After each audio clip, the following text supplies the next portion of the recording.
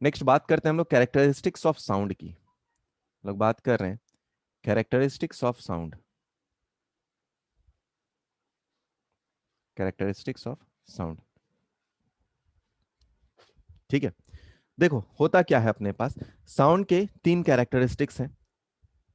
तो साउंड के characteristics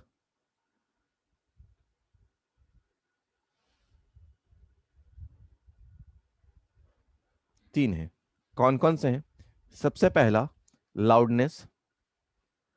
loudness, sound कितना लाउड है, ठीक है। दूसरा है पिच, क्या होता है समझेंगे हम लोग थोड़ी देर में। एंड तीसरा होता है क्वालिटी। क्वालिटी, ठीक है। तो साउंड के कैरेक्टरिस्टिक्स अगर देखे जाएं तो साउंड के तीन कैरेक्टरिस्टिक्स हैं, ठीक है। कौन कौन से? एक कितना तेज है, दूसरा जिसको तेज को हम लोग बाद में लाउडनेस बोल देंगे। नेक्स्ट पिच है, कैसा पिच क्या होता है अभी समझेंगे थोड़ी देर में। और लास्ट वन क्वालिटी क्या होता है। तो अगर सबसे पहले समझा जाए कि लाउडनेस क्या है, लाउडनेस, आओ तो हम लोग समझते हैं लाउडनेस क्या है। लाउडनेस, तो लाउडनेस को अगर देखा जाए तो ये डायरेक्टली प्रोपोर्शनल या loudness is directly related to intensity है। लाउडनेस इज रिलेटेड टू, लिख ही देते हैं, it is related to intensity. It is related to intensity, यानी इंटेंसिटी क्या होता है वो हम लोग जानते हैं, energy per unit area per unit time होता है, ठीक है। Loudness is related to, loudness is related to intensity. Intensity क्या है? इंटेंसिटी क्या है? वो है E upon area upon time के बराबर है, ठीक है। जो हम लोग साउंड को रिसीव करते हैं बेटा, एक पर्टिकुलर साउंड के बाद या एक पर्टिकुलर इंटेंसिटी के बाद हम लोग साउंड को रिसीव नहीं कर सकते, या उससे कम वैल्यू को हम लोग रिसीव नहीं कर सकते, ठीक है। तो इंटेंसिटी और लाउडनेस रिलेटेड है, तो उनके बीच का जो रिलेशन है वो भी हम लोग देखेंगे। इसकी जो यूनिट होती है बेटा, इसकी जो यूनिट होती है, तो लाउडनेस की यूनिट होती है बेल, बट ये बहुत बड़ी यूनिट है, तो हम लोग लाउडनेस को मेजर करते हैं डेसिबल में, ठीक है। तो इसकी यूनिट एक्चुअली में होती है बेल, बट हम लोग मेजर करते हैं डेसिबल में, काफी जगह डीबी लिखा होगा, ठीक है। लाउडनेस और इंटेंसिटी का अगर रिलेशन लिखा जाए तो loudness is equal to loudness is equal to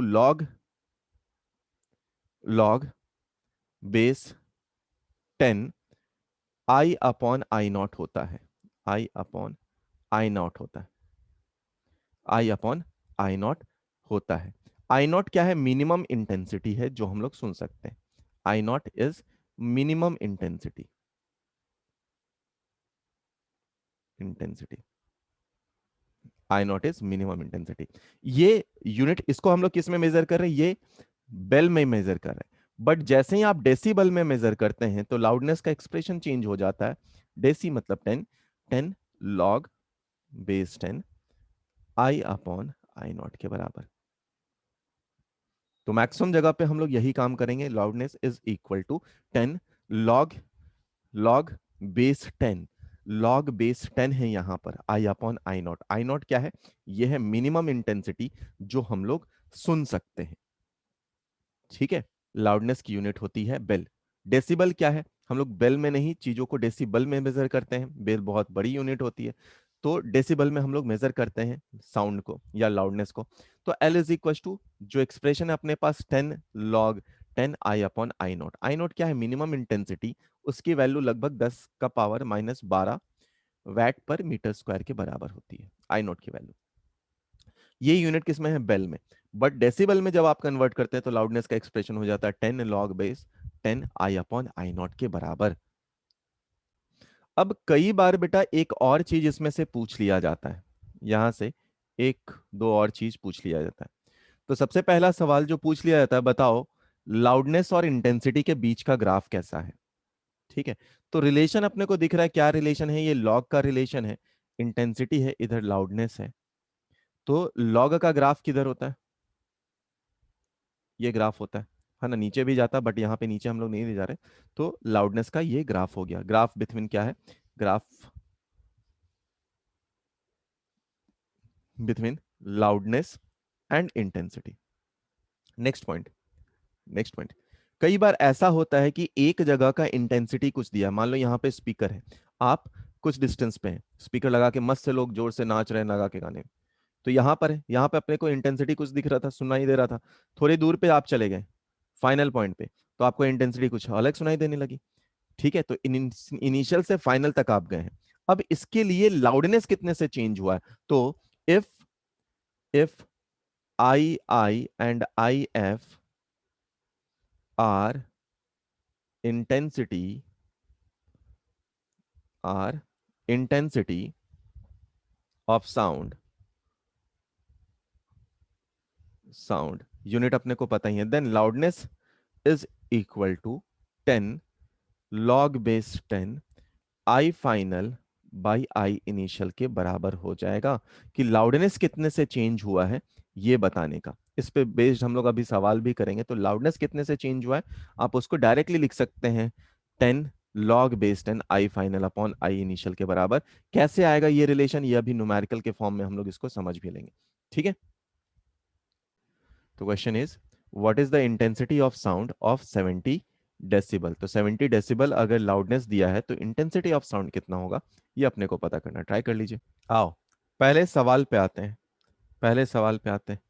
तो पहला सवाल ये बोल रहा है, क्या बहुत ही आसान सा सवाल, देखो बेटा, लाउडनेस इज इक्वल टू अपने पास था 10 log बेस 10 क्या है, I upon I not, I not की वैल्यू कितनी है 10 का पावर माइनस 12 के बराबर। ठीक है, लाउडनेस की वैल्यू कितनी है 70 डेसिबल, तो रख देते हैं। तो 70 जब आप रखेंगे इधर, चलो कैंसिल करके ही दिखाता हूं मैं, ये है 10 log base 10 I upon I not जिसकी वैल्यू 10 का पावर माइनस 10 है, ये कट गया। अब एंटी लॉग अगर आप लेते हैं, एंटी लॉग लेते हैं, तो एंटी लॉग याद करो, बेसिक मैथ्स में ये बात बताया था कि एंटी लॉग लेने में कैसे करते हैं। चलो फिर से मैं याद दिला देता हूं। अगर मान लो log base A X is equal to Y है, तो अगर आप इसका एंटी लॉग लेते हैं, इसका आप एंटी लॉग लेते हैं, तो क्या होता, बेस पावर में चेंज करना होता, मतलब यहां पे आप लॉग किसका लेंगे, आप किसका पावर लेंगे, जिसका बेस था, इज इक्वल टू ए का पावर वाई। अब ए लॉग बेस ए ये किसके बराबर हो जाएगा, ये कैंसल आउट या सिंपल ये एक दूसरे को कैंसिल कर देगा, तो एक्स की वैल्यू किसके बराबर आ जाएगी, ए का पावर वाई के बराबर आ जाएगी जब आप एंटी लॉग लेते हैं। तो इसका कंसेप्ट हुआ ये। आइए अब हम लोग सिंप्लीफाई करके अपने आंसर पे पहुंचते हैं। तो अपने पास बोला गया क्या, आंसर कितना आ रहा था, 7 is equal to log base 10 I upon I not की वैल्यू 10 का पावर माइनस 12। तो अगर यहां से हम लोग एंटी लॉग ले, बेस क्या है 10 का, 10 का बेस है, तो कितना लेगा, अगर आप एंटी लॉग लिखे तो 10 का power 7 is equal to I upon I naught जो कि है 10 का पावर माइनस 12 है। तो इसको सिंप्लीफाई कर लीजिए, आई की वैल्यू कितनी आ गई, 10 का पावर -5 वैट पर मीटर स्क्वायर। ये हो गया अपना आंसर। ठीक है, तो सवाल अपने पास बोल रहा है, सवाल को वापस से सुनो। The loudness of source of sound at a given location is increased by 10 decibel. तो लाउडनेस इंक्रीज हो रहा है 10 डेसिबल से, सो कितने टाइम्स से इंटेंसिटी इंक्रीज होगा। तो इसका मैंने आपको डायरेक्टली एक रिलेशन भी बोला था, वो नहीं तो आप बेसिक से भी बना सकते, तो मैं दोनों मेथड से आपको बताऊंगा, बट फिलहाल आप खुद से पहले ट्राई कर लीजिए, देखिए आ रहा है कि नहीं आ रहा है। लाउडनेस कितने से इंक्रीज हुआ, तो सबसे पहले तो मैं बेसिक से जा रहा हूँ, फिर फॉर्मूला जो बताया था उससे भी आएंगे हम लोग। तो सबसे पहले देखा जाए तो एक कोई पोजीशन है, मान लो यहाँ पे अपने पास स्पीकर था और ये पोजीशन नंबर 1 है, तो यहाँ पे इंटेंसिटी कुछ था, तो एल आई अगर मैं लिखूं, इनिशियल लाउडनेस यहाँ पर जो दिख रहा होगा वो कितना होगा, 10 log base 10 intensity at this point. ठीक है, आई लिख देता हूं और ये आई नॉट है अपने पास, यहां तक समझ में आया। दूसरा हम लोग अगर लिखें फाइनल, मतलब ये यहां से किसी दूसरे पॉइंट पे अगर सपोज आ गया I2, कोई दूसरे पॉइंट पे आ गया, तो यहाँ का final L final is equal to कितना हो जाएगा, 10 log base 10 I final by I naught. अब क्या बोला है, कि लाउडनेस इंक्रीज कर रहा 10 से, तो कितने से इंटेंसिटी, कितने टाइम्स, है ना। तो क्या लिख सकते हैं यहां पर हम लोग, इसको लिख सकते हैं Li+10 लिख सकते हैं एल फाइनल को, इसको लिख सकते हैं 10 लॉग बेस 10। आई फाइनल को क्या लिख सकते हैं, n × I initial divided by I0। यही क्या हुआ है हमारे हमारे पास, ये कितना टाइम्स, n क्या बता रहा कि कितना टाइम्स इंक्रीज हो गया।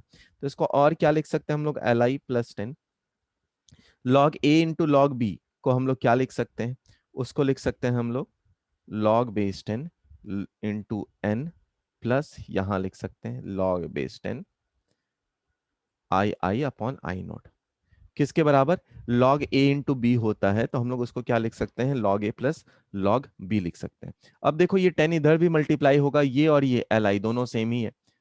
नेक्स्ट आप क्या लिख सकते हैं, 10 = 10 log बेस 10 n, n से n कट गया, है ना, यानी ये आया 1 = log बेस 10 n के बराबर। तो एंटी लॉग ले लो, अब एंटी लॉग किसका लेंगे, 10 का पावर में लेंगे, तो 10 का पावर 1 = n आ गया, यानी n की वैल्यू कितनी आई, 10, यानी 10 टाइम्स से इंक्रीज हो गया। ठीक है, ये तो था हमारा जो नॉर्मल प्रोसेस है या फिर आम जिंदगी। अब आते हैं मेंटोस जिंदगी पे। अब अगर हम लोग शॉर्टकट मेथड देखें, जो अभी आपको बताया था, जो अभी यहाँ पे 1 है ना, जो अभी बताया था कि अगर याद करो कि I1 I2 या I और I फाइनल अपने पास क्या हो, इंटेंसिटी हो दो जगह पे, ठीक है, तो चेंज इन लाउडनेस कितना होगा, डेल्टा एल या फिर एल लिख सकते हैं आप, चलो डेल्टा एल लिख देता हूं, वहां पे मैंने एल लिखा था सिर्फ। तो = कितना होगा, 10 log base 10 I final upon I initial. ठीक है, यहां कोई आई नॉट नहीं है, अभी जस्ट फॉर्मूला लिखाया था ये। डेल्टा एल की वैल्यू कितने से है, 10 से, = 10 लॉग बेस 10। आई फाइनल को क्या लिख सकते हैं, n times I initial, I initial ये दोनों कट गया, आई इनिशियल ये दोनों कट गया, 10 से 10 कट गया, यानी कितना आया बेटा, 1 = लॉग बेस 10 n के बराबर आया, यानी n की वैल्यू एंटी लॉग ले लो तो कितना आया, 10 का पावर 1 यानी 10 के बराबर आया। तो ये है सेकेंड मेथड जिसको आप आसानी से लिख सकते हैं। दोनों मेथड आसान है, बस थोड़ा सा लॉजिक है दोनों में। हाँ, नेक्स्ट कैरेक्टरिस्टिक्स ऑफ साउंड अगर देखा जाए, है ना, बाकी एक दो एग्जांपल और करेंगे बट पहले वो थ्योरी पार्ट भी कर लेते हैं। नेक्स्ट इज पिच, और उसके बाद है क्वालिटी फैक्टर या क्वालिटी, सिर्फ क्वालिटी, फैक्टर के बाद में है क्वालिटी। अरे आओ भाई,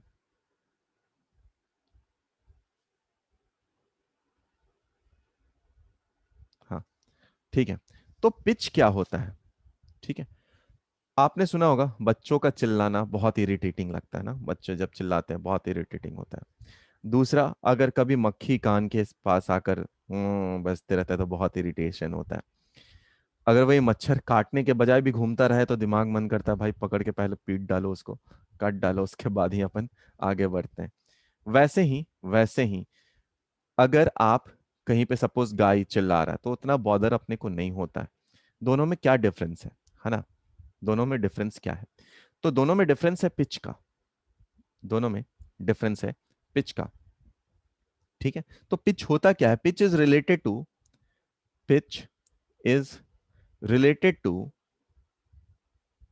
pitch is related to frequency of sound, frequency of sound। ठीक है, अगर श्रिल साउंड है, श्रिल और शार्प साउंड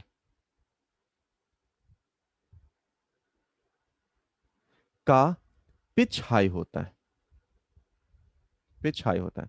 बहुत सारा एड में भी देखा होगा, एक बच्चा चिल्लाता तो उसके अंदर कटंग कटंग वाइब्रेट करता हुआ देखा होगा, उसका पिच हाई होता है, बट लाउडनेस लो होता है, लो। ठीक है, तो शार्प और श्रिल साउंड का जो पिच है वो हाई है।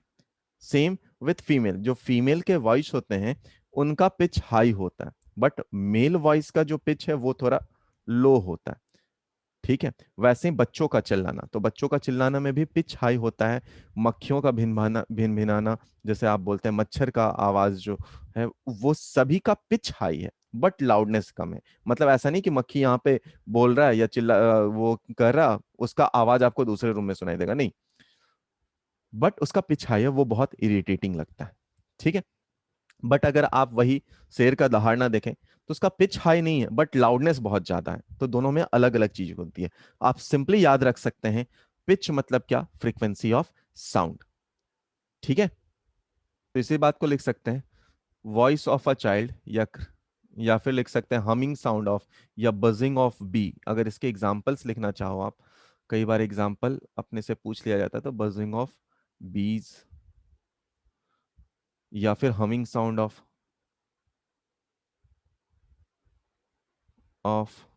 मॉस्क्यूटो। इन सब का क्या ज्यादा है, इन सब का पिच हाई है, पिच हाई है बट लाउडनेस लो है।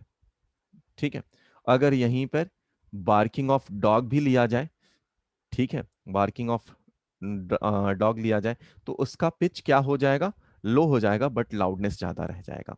और दूसरा, या फिर इफ इनफैक्ट आप बोल सकते हैं फीमेल वॉइस का भी पिच हाई होता है बट लाउडनेस कम होता है, और मेल वॉइस का पिच लो होता है, लाउडनेस थोड़ा ज्यादा होता है। ठीक है, क्वालिटी का मतलब क्या है बेटा, कोई भी पर्टिकुलर साउंड है, अगर कोई भी पर्टिकुलर साउंड है, उसको आप डिस्टिंग्विश कर सकते हैं।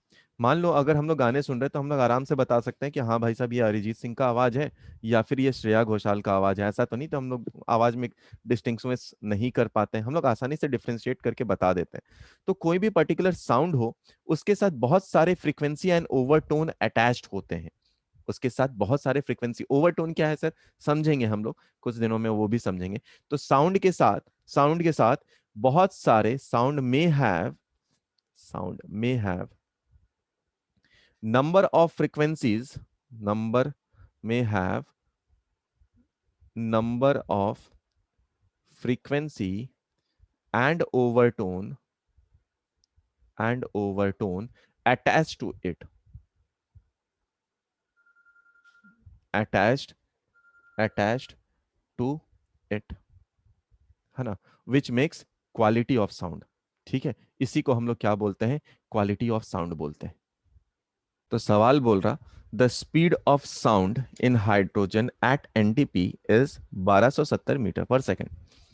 Then the speed in the mixture of hydrogen and oxygen is in the ratio of 4:1 by volume. Then speed will be, mixer का स्पीड कितना होगा, ये अपने से पूछा है, ट्राई करिए। इस सवाल को अगर देखें हम लोग, अपने को पता है क्या, कि अगर वेलोसिटी देखा जाए साउंड वेव के लिए, तो हम लोग क्या लिख सकते हैं, gamma R T by M लिख सकते हैं, और टी कांस्टेंट है, यानी velocity is proportional to under root of gamma by M.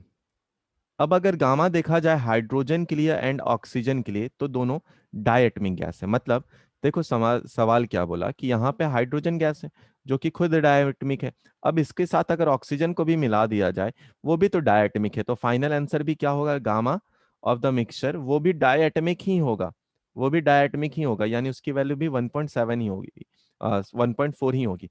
तो आप और लिखना चाहें तो क्या लिख सकते हैं, velocity is inversely proportional to, ठीक है, यानी कि अब लिखना मास ऑफ द मिक्सचर, जब दोनों को मिला देते हैं, किस रेशियो में मिला रहे हैं आप, 4:1 के रेशियो में मिला रहे हैं। ठीक है, तो चलो गामा ऑफ द या मास ऑफ द मिक्सचर लिखते हैं हम लोग।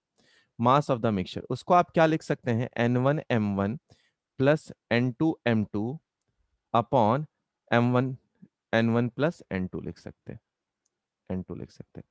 अच्छा, N1 क्या है अपने पास यहाँ पर दिया हुआ है, तो चाहो तो इसको लिख सकते हैं हम लोग इंटू 4 इंटू हाइड्रोजन का मास कितना होता है अपने पास, हाइड्रोजन का मास, तो हाइड्रोजन का मास H2 है, यानी 2, प्लस 1 इंटू ऑक्सीजन का 32 डिवाइडेड बाय 4 प्लस 1 5। जब आप इसे सिंप्लीफाई करें तो ये कितना आ रहा है अपने पास, इसको हम लोग थोड़ा सिंप्लीफाई कर लीजिए, तो ये आ जा रहा 40 है ना, 40 डिवाइडेड बाई 5 यानी 8 आसपास आ रहा। ठीक है, तो मास ऑफ द मिक्सचर अपने पास 8 के आसपास आ रहा है, यानी हम लोग लिखना स्टार्ट करें तो V1/V2 अगर लिखे तो this is equal to under root